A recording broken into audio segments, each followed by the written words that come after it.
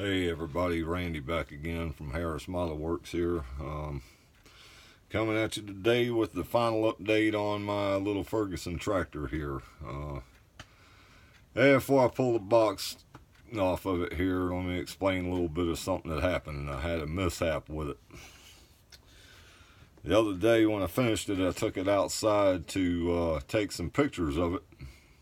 I stuck it up on the handrail on my deck and got called away, of course, and forgot about the daggone thing. Well, it sat out there all night, and it rained that night, and the next morning I got up and happened to see it sitting up there and had an oh crap moment. Well, let me pull the box cover off here and show you what happened. It shrunk, fellas. I never seen plastic do that before, but yeah, that's just my luck. All that hard work just shriveled up to nothing. But I hope y'all enjoy it anyway. Yeah, it is what it is. I guess you gotta take what you can get, huh? But yeah, I hope you like it. I would have rather had it full size, but you know, well. Still looks pretty cool. No, I'm just messing with you, man.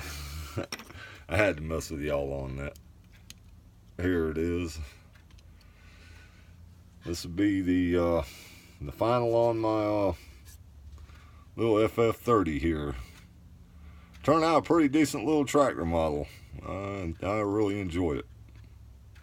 There is a couple of issues with this kit that I will address here in just a minute. I've got my other parts tree out from the other kit that I'll show y'all. Which, for those, I know Charlie Mack said that he's got one of these things in his stash, and to whoever else out there that may have one that hasn't built it yet, I'll show you what you need to do. But the problems, there's actually two problems with this thing, and both of them are all in the hood assembly. And like I said, I already went ahead and marked what needs to be done on the other parts, so y'all get a good idea what has to happen. If you don't, you either A, have to leave the radiator out of it, but if you put your radiator in, you're going to have to grind, and I'll show you, you'll have to grind some material out of the inside of the hood up closer to the front of it, because it doesn't clear the radiator once it's installed. Now, why they molded the thing like that, I don't know, but that was a flop on their end. But you know, like I said, I give y'all a look at this thing, and then I'll show you the parts. It has to be addressed. But yeah, it turned out it's actually a pretty cool little kit, and it's definitely a break from the model cars and everything. I know a lot of guys buy like planes. They'll get tired of building cars, so they'll go buy them an airplane or a ship or something like that, and that works. That works too. You know, it's just something to get away from the ho hum of the everyday building. So, but yeah, I really enjoyed it. Yeah, it was a fun little kit. But anyway, let me slide this back out of the way here and show you these parts that need to be addressed. Let me get something to point with here. Maybe y'all can see that. Yeah. What you'll have to do is up here in the front of the hood, this is the front down here. If you'll see where I took the Sharpie and blacked out, yeah, let me see if I can get some better light on this thing. Y'all can actually see what's up. Yeah, hang on, give me just a second.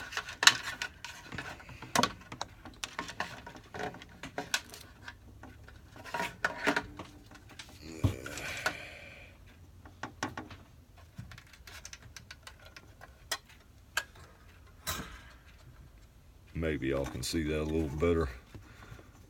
Maybe not. No, it ain't gonna work for me. Anyway, sorry about the lighting, guys, but this area right in here on both sides needs to be ground out with your Dremel tool. I just used this little drum sander thing here. But like I said, you'll need to get in here and take this area all the way flush to the inside of this outside band right here. You want to bring that down flush, or else it won't clear the radiator. All right, that's problem number one. Problem number two is on the grill. You'll see right here at the top of the grill right here, that nub right there needs to come off completely. They put that in there, I guess, as an alignment point or something. But if you look inside the hood up front where the grill goes, you'll notice, and well, at least I think y'all might notice if I can get it to, there's no relief on the inside of the hood for the grill, for that notch on the grill to fit into. So what that does is when you glue the grill to the front of the hood, it causes it to set back in. Instead of being flush like it should be, it sets back in. And when that happening, when you go to glue your hood sides on here, little hood sides here, it shoves all that back and misaligns everything, so it doesn't work. That little nub there has to come off, and like I said, you'll have to grind out on the inside of the hood there for it to clear over the radiator once you get all that installed. But with those two things taken care of, it produces a nice little model. Unfortunately, I glued all my hood together before I discovered this, and it just wasn't fitting right, so I had to come back and take it all back apart and redo it. But yeah, it's really no big deal, because I did catch it early enough before the glue had actually set up hard, and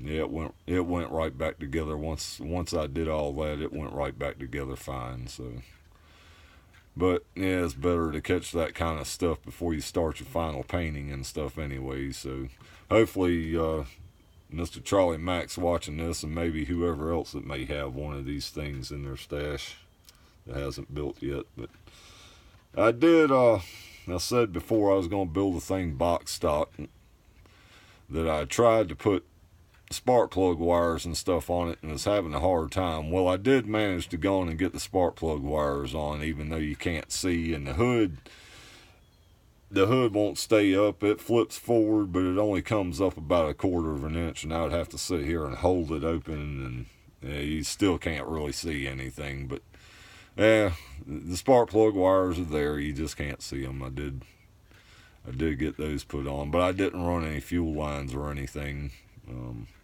I'll probably do all that more on the next one, now that I've got this one built and I know where all the problems and stuff are at. You know, not that there's problems outside of the hood. The hood is the problem. Outside of that, it's just, you know, it's your modeling skills from that point on out, which mine aren't the best. Even though I've been building models, y'all probably won't believe this, but I've been building these things since like 1974 and still haven't gotten that good at it. But I have fun with it. So I mean, there's guys out there that's only been building for 2 or 3 years now that has mastered it, you know, with all the plumbing and all that other stuff. And me personally, you know, these guys that use, well, let me back up for just a second. I do not build for competition. I build basically for myself.